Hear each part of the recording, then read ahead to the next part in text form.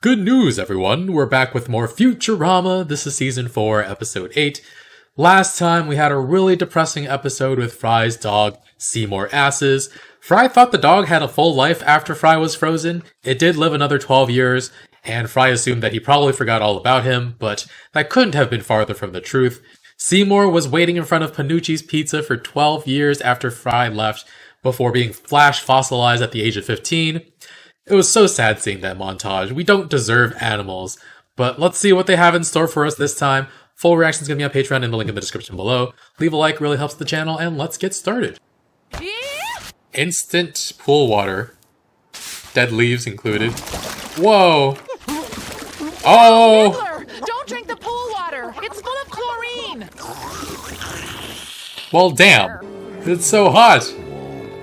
Perhaps this movie will help take our minds off the heat. You're probably wondering why your ice cream went away. Well, Susie, the culprit isn't foreigners, it's global warming. It isn't foreigners. Whoopoo whoopoo? Yeah. And now, I'll be on my way. Not so fast, Okay. Sunbeam. We're greenhouse gases. This is an interesting depiction. Ever since 2063, we simply drop a giant ice cube into the ocean every now and then. Okay. Takes more and more ice each time. Thus, solving the problem once and for all. But Once Wait. and for all! Wait, how does that solve the... What? Well, one should call the losers who are supposed to deliver it. The losers? You are the losers. President Nixon here. I'm hiring you losers to deliver the ice. You Wow. heard the good news, everyone. Good news, Save the everyone. Earth, etc., etc. Bye. Bye. Where do we get the ice? The what? Ice planet. Oh, Halley's Comet, of course. The only sufficient source of ice cubes that don't have bugs in them. I thought global warming was solved by nuclear winter in this universe. Wow, that ice dispenser Push is for so ice. big, the ice crushes you. That's hilarious. Yakov Smirnov said it. No, he didn't. There's nothing left? Oh my god, it's out of ice! Like some Outer Space Motel 6. Oh, he's not breathing well, and... Earth is experiencing the devastating effects of sudden, intense global warming. Seen here migrating to cooler homes in Holland. Holland? Poor turtle. Morbo wishes these stalwart nomads peace amongst the Dutch tulips. I'm sure those Wow. windmills will keep them cool. Windmills do not work that way! Everybody, I just saved a turtle. What have you done with your lives? A turtle isn't yourself. Why do you care about it? A turtle isn't yourself. For one thing, we both have a tough outer shell, but lead a rich inner life. It's just neither of us can get up when we get knocked on our back. What? I've seen you get up off your back tons of times. Those times I was slightly on my side. Okay. Interesting. Maybe we should test this erectile dysfunction of yours, Bender. Erectile No, dysfunction. that's not necessary, really. I think I heard Don't my mess with him. factory were calling me. Aww. Aww. you're a scientist. Forget it, I'm not going. I have my reasons. Shut up, all of you. What? Strange. I have warranty cards to fill out. I am not just making excuses. All right, I'll go. Alright. The year 3000, we didn't solve it. The host of the Kyoto Global Warming Convention, the inventor of the environment and first emperor of the moon, Al Gore. Al Gore. As I discuss in my book, Earth in the Balance, and the much more popular Harry Potter and the Balance of Earth, we need to defend our... First up is Professor Ogden Wernstrom. Oh no, not this guy again. Ladies and gentlemen, I have placed in orbit a giant mirror that will reflect 40% of the sun's rays. I mean, I guess that would work. Uh-oh. That makes it worse. Oh, that's a little bright. I won't speak. I've got nothing to hide. Our next speaker is Professor... I demand the floor. Yes. Okay, it's your Farnsworth. turn to speak. Well, nuts to me. I'm taking the stage.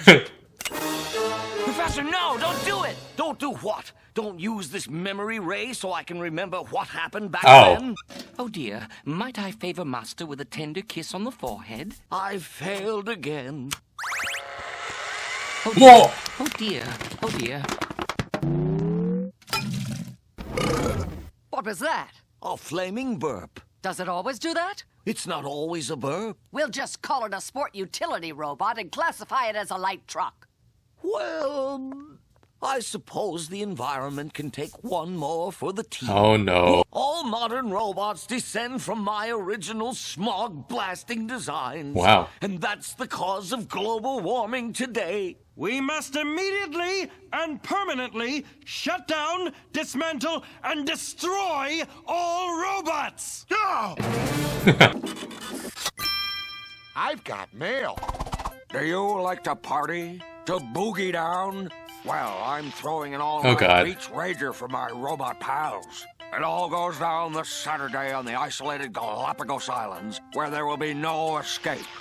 It's a trap is why. They're going to deactivate all the robots. Yes. I don't hear any gasping. Hermes is naked. Figured that out. Oh. So is Farnsworth. But at long last, I've found something I'm willing to die for. This mindless turtle. Aww. Bender, Not your friends. Isn't good enough for you. What chassis contest? Oh yeah, baby. Crummy keg, it's completely Oh, you're a robot. Don't stop. Ew. Attention, happening robots. And be sure not to leave the island for at least 2 hours. I'm going out to pick up some smokes. Really good smokes. 2 hours. There ain't no turtles where daddies are going. Don't tell anybody, but Nixon's about to shut all the robots off and... What? I love life and its pleasures as much as anyone here. Except perhaps you, hedonism bot. But we need to be shut off. Especially you, hedonism bot. I apologize for nothing. Oh. Robot fight. Did he figure something out? Everyone listen. Good news, everyone. Oh, I can't get back up. Use those very gases to save the planet. If you all vent your exhaust directly upward in one burst, it should thrust the Earth further from the sun, thus cooling it. Ah. Point your exhaust vents straight upward. This would not work, but okay.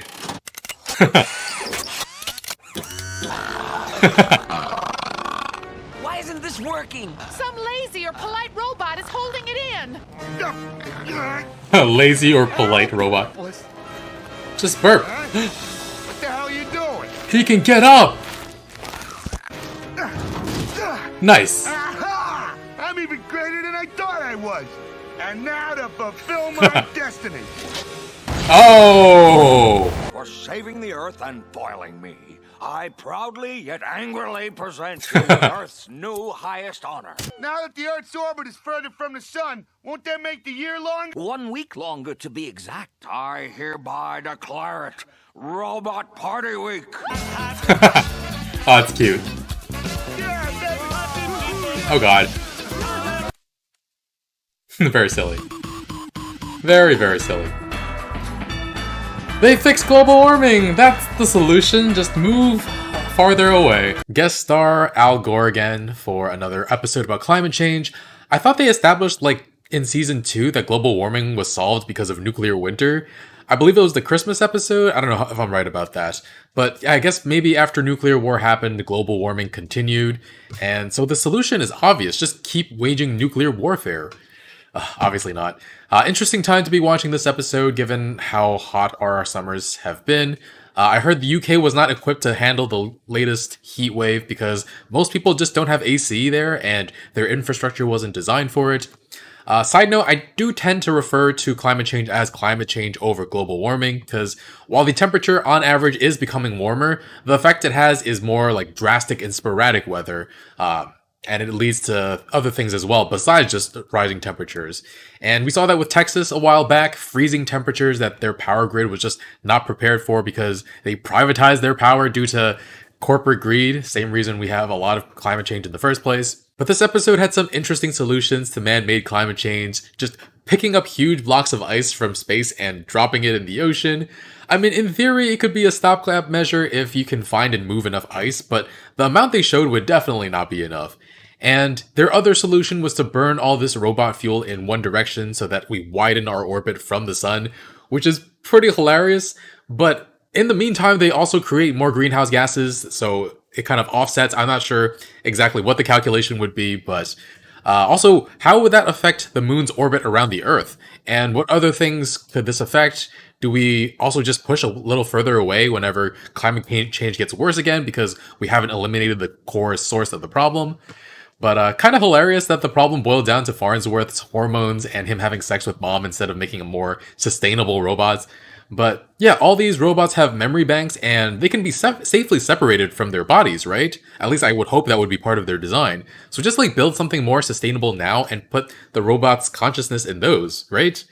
I mean, we might start winding up with robots that have body dysmorphia at some point, which seems like wild to think about. It's the feeling that you aren't in your own body. But yeah, with climate change, it's definitely easier to do things right in the first place rather than try to fix the problems we create in the future, which we should have done with a lot of our climate change stuff back in the day. It kind of is still a problem right now. Like, we're still giving subsidies to oil companies despite them making record profits, and we're giving them more land to drill for oil in what was supposed to be a part of a climate bill. I'm talking about the Inflation Reduction Act.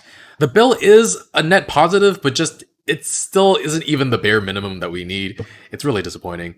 But yeah, seeing Bender adopt a turtle was very silly, especially with how much shit Bender gave Fry about his dog just last episode. Loved Leela's line about, like, a turtle isn't yourself, why do you care about it? Which is just such a brilliant, brilliant line.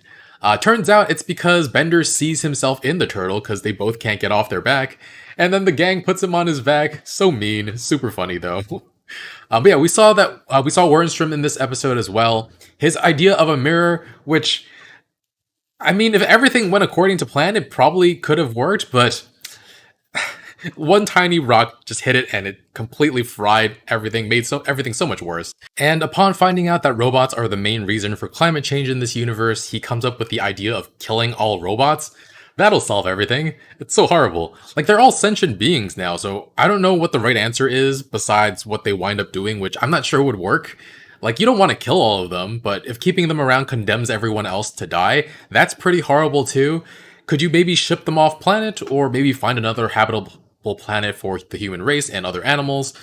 But yeah, yikes, if we don't find a solution to global warming by the year 3000 something, we are so screwed as a human race. One little detail I didn't catch when first watching the episode was Leela opening the instant pool water, dead leaves included. She did a yeah when she opened it. Such a tiny little detail that just made it so much more charming.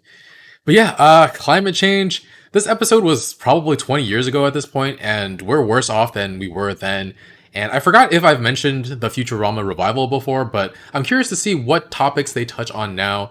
And with Nixon's head in a jar being president, if this show started now instead of back then, you just know that they would do Trump's head in a jar as president. I don't know if they're going to do that upon the revival of Futurama. He might be too similar to Zap Brannigan. I don't know if that would stop them though, but we'll see. Anyway guys, thanks for watching. If you made it this far in the video, you guys are awesome. Love you guys. Thanks for watching. I'll see you guys next week with more. Bye friends.